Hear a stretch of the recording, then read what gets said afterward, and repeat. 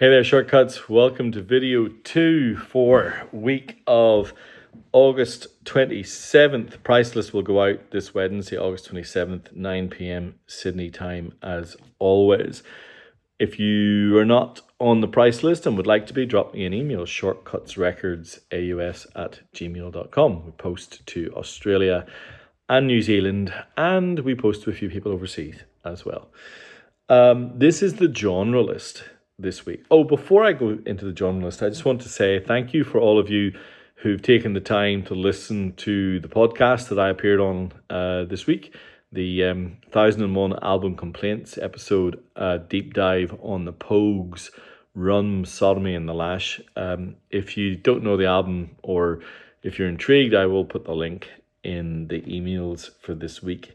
Now, this genre list is unusual in that it is almost completely a deep dive into several parts of the careers of Quincy Jones and Herbie Hancock. I teased this a few weeks ago in one of my videos, the Herbie and Quincy deep dive. Well, it has arrived. But there are a few really nice records around it as well. Some folk rock, some prog, some soul, and as well. But we will spend a few minutes on several records that are pretty interesting. Now, on the pop and rock list, the classic rock and pop list even, that I just recorded, there's a Michael Jackson bundle of Thriller and the 12-inch of Beat It that it's Shortcuts royalty at this point, and rightfully so. But this, that's kind of where Quincy Jones ended up as a producer extraordinaire. But he did take a route to get there. I had The Dude a few weeks ago. But some of the records we're going to talk about here are a little bit earlier in his career, and in some points right at the beginning of his career. But before we go there, this record turned up in the box this week, and for obvious reasons, it had to be my kickoff record, and it is this. This is Van Morrison's Astral Weeks. It is in fantastic condition. There's the back sleeve. The inner is absolutely beautiful. But most importantly, the record is in wonderful condition. Look at that. This is the P4704W press. So, there only have been a few Japanese presses of Astral Weeks. Again, the sleeve is in beautiful condition. I'm not exactly sure what year this press will have come out. I'll have to confirm that for you all by Wednesday. But by this point, Van Morrison had already burned through garage rhythm and blues with Them, and I've had a few Them records over the years, and there's a Them compilation that will come onto the list in a few weeks or so. If anyone is interested in that, ping me separately.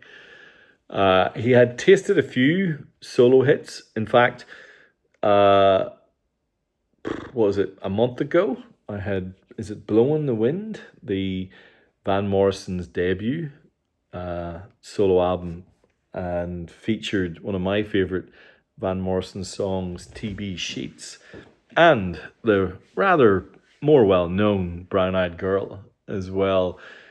But by the time he got to Astral Weeks, he kind of sidestepped and had created really a kind of jazz unit, acoustic guitars, flute, strings, and a voice that was a change. Instead of his kind of R&B hard rocking sound, all of a sudden you had a voice that kind of was breathing and had rhythm that was very different, and weaved its way into these jazz rhythms in such a meandering, kind of lolloping way.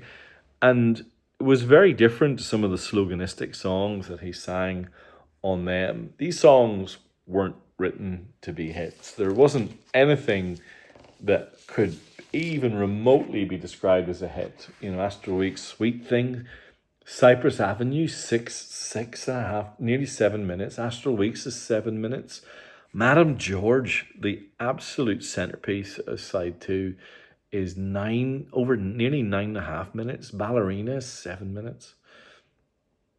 It's just, he just did something new. I mean, the musicians as well. So all selections written by Van Morrison, arranged and conducted by Larry Fallon. Musicians include Van Morrison vocals and guitar, Jay Berliner on guitar, Richard Davis on bass. Now there is, I think, the star of the show. His double bass absolutely sings the whole way through this album. And Connie Kay, who played drums, absolutely caresses the drum kit. There is no hard drops whatsoever. Warren Smith Jr. on percussion and vibraphone, and John Payne on saxophone, and on occasion a very lilting flute as well. I think this was a really dramatic about turn. By all accounts, it didn't sell very well at first. I mean, I think a lot of Van Morrison's record sales were pretty modest at the time, but it then became almost like a private sacrament for generations of musicians and listeners. You still hear sometimes today even music that kind of calls back to Astral Weeks. And there are Irish bands who've literally made their careers off Astral Weeks. The Waterboys could be one of them. I think that this Japanese press, I have my Astral Weeks that I have on my shelf, is a Japanese press as well. Now, I actually am not sure if it's the same one as this. I think it might be. I think the first press was very rare, and the second press was the one that became a lot more popular. But the quiet vinyl, the really kind of stable sounds image, there's lots of air moving around the cymbals and the drums and the strings. You can hear the echo in the room. You can hear every breath he takes. It's really something. And so the Japanese Astral Weeks. I almost bumped Astral Weeks for this Herbie Hancock record, only because this period of Herbie Hancock, I think, is one of the most fascinating periods in modern music. Herbie Hancock came through acoustic jazz, playing piano with all, everyone that you can think of. But by the time he recorded, Fat Albert's Rotunda and created a band that was as widescreen as you might imagine, the One Dishy Band with Bernie Maupin, Buster Williams, Billy Hart, and Patrick Gleason, he had created a new sound. This fusion of jazz and rock became a thing. And so ritualistic clanging percussion, electric bass, choirs of brass and synthesizers. This was no gimmick. This was something he was really serious about. And he really went deep. And, Sextant is a record that Vinyl Me Please showcased a few years back before they went under. And it was absolutely revelatory. And there were a few more of that type of challenging, more, combustible records around that time. And this is one of them. This is called Crossings. Look at that sleeve. So this is typical hard cardboard Japanese fold out. That is beautiful. Here is the inside, and this is where you start to learn a little bit about the musicians and who is on this record. The whole of side one is a song called Sleeping Giant, 24 and a half minutes. Side two, Quasar and Water Torture, not quite as epic as side one, but pretty amazing thing. And that's the label there. This is challenging music. Don't get me wrong. This isn't ABBA. This is a long way. This is elegant, crafted, new music with an absolute cosmic shimmer, but seriously funky and groovy at the same time. Again, these Japanese presses just allow this type of music to really sing. And so Herbie Hancock's Crossings, I think this one's 1972. I'll have to double check. But it is out there. It is not easy. I mean, Headhunters became the kind of, for a while, I think maybe still the most best-selling jazz album of all time. But it is not accessible either. There are a few period moments where it is, but it is still a really inspiring and kind of provocative piece of music. But this one is as well. This is the missing link between the period of Herbie Hancock's maiden voyage and by the time you get to Man, Child and Thrust and, eventually Headhunters. This is the bit that's in between. This is where his music becomes, to my ears, more spiritual and more ambient and more conscious. And this is why these types of records are just worshipped by crate diggers all around the world. They reward volume, patience, and a good chair to sit and listen in. Now, this is rather different. This, of course, is Maiden Voyage, and this is one of the most pristine copies of this record I have ever had. It is still in the shrink. It is in perfect condition. It is the B&J 71057 version, which I will figure out exactly when this pressing was made. This is an absolutely majestic copy, and this is many people's kind of jump in point for Herbie Hancock. He was only 24 when he made this record, and he had a dream team.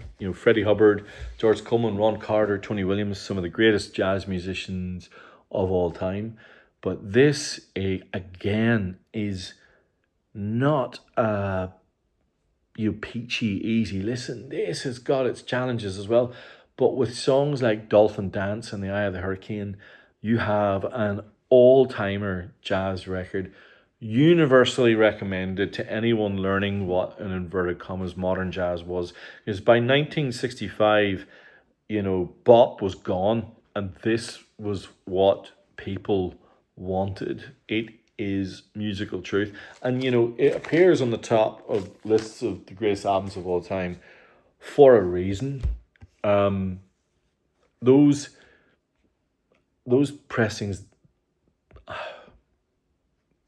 the thing about the Japanese jazz, and I've listened to a lot now over the years, is unlike the critique that you can throw at some of the rock presses and some of the ones that I've excluded now over the years, is that the EQ, the leveling of the, let's call it simplistically, the bass, the mid, and the highs, is favoring the mid and highs and dropping the bass. And there are clearly some records where that is the case.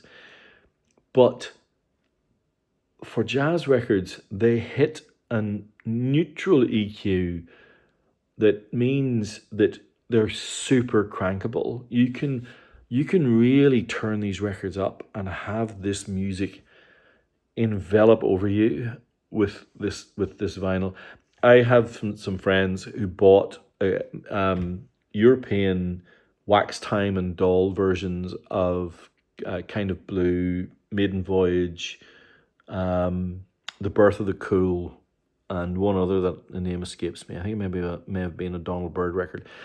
We brought them around to play here, and at low volumes they sound perfectly fine. As soon as you turn them up, it is like you've stretched them to breaking point. And that's where these Japanese presses had us all agog, because they just sang. And so it's the quality of the vinyl, the quality of the pressing. It really does make a difference. Now, the third record that I'm going to showcase is a little bit later in Herbie Hancock's career. This is Mr. Hands from 1980. Now, this is still in the shrink. I'm going to have to double checking it, but I think this is going to turn out to be the US first press, but I will figure that out. So the little hype sticker, an instrumental voyage featuring multi-keyboardist Herbie Hancock and friends. So by this point, Herbie had come through disco and gloss, was about to go kind of fully digital, but then this is that in-between record again, where there's grooves and synth imagination, and everything I think snaps back into focus. This is a studio creation, but it feels really alive. And again, Vinyl Me Please did I think it was an essentials release of this even before my time in Vinyl Me Please. So I didn't get a copy of that. It did not sell the way that Headhunters did or Thrust, but it still sounds super futuristic and is a little bit of a sleeper record. I love the sleeve. This one is a grower, and yeah. Therein ends our little Herbie Hancock deep dive. Now, I've realized the time. I'm going to do Quincy a little bit faster because a lot of these records are from a similar era of Quincy. I'm going to start here. This is I Dig Dancers by Quincy Jones with the Obi on the Blue Mercury label. So this early 60s set is, to my ears, sounds completely nightclub ready. This is razor sharp band, full on melodies. It's quite a few tunes. It's about 10, 12, maybe 13 tunes on this. Really impeccably arranged. The voices are amazing. It is Quincy Jones in full command of color and pacing, and this is long before his Quinciness became the most in demand producer in the world. Long before Walking in Space, long before a lot of this stuff, and it sounds great. Quincy Jones, I Dig Dancers. Now the second one that I've got here is a Japanese series that was called Attention, and it was originally meant to be like a budget line. So there's an Attention Black Sabbath that is actually now super rare and really, really collectible, and there's quite a few others. But here is the Attention release for Quincy Jones. So you've got Take 5, you've got Django, I Can't Get No Satisfaction, Charade, Mac the Knife, The Sidewinder. This is on the Fontana label, but this was like, when Budget would pick the tunes, they wanted crowd pleasers, they wanted something else, but they didn't skimp on the vinyl. The vinyl is really good.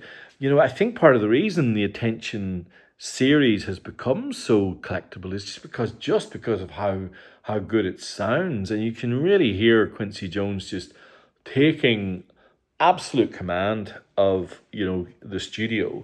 So if you're kind of new to Quincy and you're interested in this period, this is the way to go. This compilation has got so many golden moments.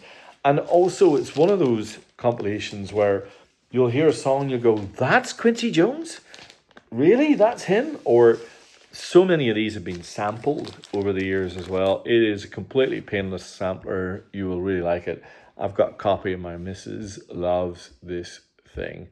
Now, let's look at this. This is Mellow Madness by Quincy Jones. Now, this features one of the weirdest posters I've ever seen. I mean that. So this is, you're getting into the 70s kind of funk period of Quincy Jones. And then you get a poster like this. So there's Quincy. But down the bottom, it says, I don't know if you can make that out, it says Quincy at 1 year old with a little perforated line where you can clip that off. So if you want to clip off the picture of Quincy as a baby, you can do that. No idea why. Not as famous as Body Heat or some of his other records in this era. But I reckon this one's aged better. It's kind of hip. It's got some really nice soul moments. Got lots of DJ crate digging stuff in this record as well. Really, but such an odd poster. The other thing that Quincy Jones was particularly good at was soundtracks. Now, this is a Sidney Lumet film starring Rod Steiger called The Pawnbroker. And this is the soundtrack that was released at the time. Now, it's quite a dramatic film, so you hear that in the music. There are kind of really interesting crescendos, but mostly it's just super cool jazz. Muted trumpets, kind of interesting staccato strings and percussion that ticks along. That kind of suits the movie. It feels like you're walking in one of those mirror mazes. You can kind of hear little echoes of the sound as you go through it. This pressing is super, super quiet. Really, really. And so, very unusual and kind of fun addition to him. This is, Phonogram did a series of Quincy Jones film soundtracks, and this is one of the most popular. And then finally, I think this is a Japan-only release. This is a double LP compilation of two of Quincy Jones's greatest albums. There's the Obi. This is the compilation of Walking in Space and Gula Matari. So this is kind of really maps out the transition between Quincy jazz and Quincy kind of glossy funk. And it's got Freddie Hubbard, it's got George Benson. This is super groovy stuff, and it's on the green NM label. Honestly, these are records where you hear the beginning of acid jazz. That's what I hear. And so, double LP collection of two of Quincy's best. So there's deep dive into Herbie, deep dive into Quincy. I'm going to do a quick flick through a few others before we get out of here. I have some really nice Culture. So Culture, one of my favorite Jamaican reggae bands. This is called Humble Africa. Still features the amazing Joseph Hill. I'm gonna say this is a UK press. I'm not sure yet. I'm gonna have to figure it out by Wednesday. Super groovy. I have a copy of this record already. It's not, not up there with Clash and some of the other earlier Culture kind of, I suppose, touchstone records. But it's really, really cool. And yeah, you know what? It may even be Jamaican. I'm gonna have to figure it out for you all before Wednesday. All right, I have 3 to go. This is my first white label promo this week. This is the white label promo of Eddie Kendrick's Going Up in Smoke. This is post Temptations Eddie Kendrick's going full on Philly soul with everything that brings. Velvet strings, really dramatic rhythm sections. The title track is awesome. This is just great. I suppose in the UK in particular, this was a bit of a rare groove kind of favorite. I remember seeing this somewhere. Anyway, this sleeve is really evocative to me. If you really like that kind of velvety soul that kind of veers into disco, this is as good as it gets. I love Goblin, the Italian prog rock band who did so many amazing soundtracks. This is the Japanese first press center or gatefold of Il Fantastico Viaggio del Bagarazzo Mark. I have no idea what that means. This is a concept album. It's full on choirs, massive synths, guitar solos, really groovy, kind of feels a bit cinematic. This is one of their few albums that wasn't a soundtrack though. Completely cult favorite, really structured, melodic, a bit menacing in places. Absolutely love the organ bass roar. This is a boss album. I just love it. All right, I've got 2 soul albums to finish. One that is just a completely legendary Shortcuts record. This is Talking Book. This is and I really do mean brilliant VIP 6003 press on brown translucent vinyl. You can't tell, but I'm holding this up to the light and I can see through this thing. I have a copy of this over and above the Mobile Fidelity pressing. I absolutely love it. I also have a copy of the first press. So if you have a preference, just let me know. So that's the repress and the first press of Talking Book. And then finally, I'm going to end here on my beloved Atco label. This is Otis Redding's Tell the Truth. Issued in 1970 after his death. Some of the songs in various stages of completion, but lovingly brought back, Tell the Truth, Wholesale Love, Johnny's Heartbreak, and more. It's produced by Steve Cropper, who was in the studio with Otis for most of his life. It's rather wonderful. I just love this stuff. Just great record. Legendary human being. It's not Otis Blue, but then what is? Absolutely, utterly love it.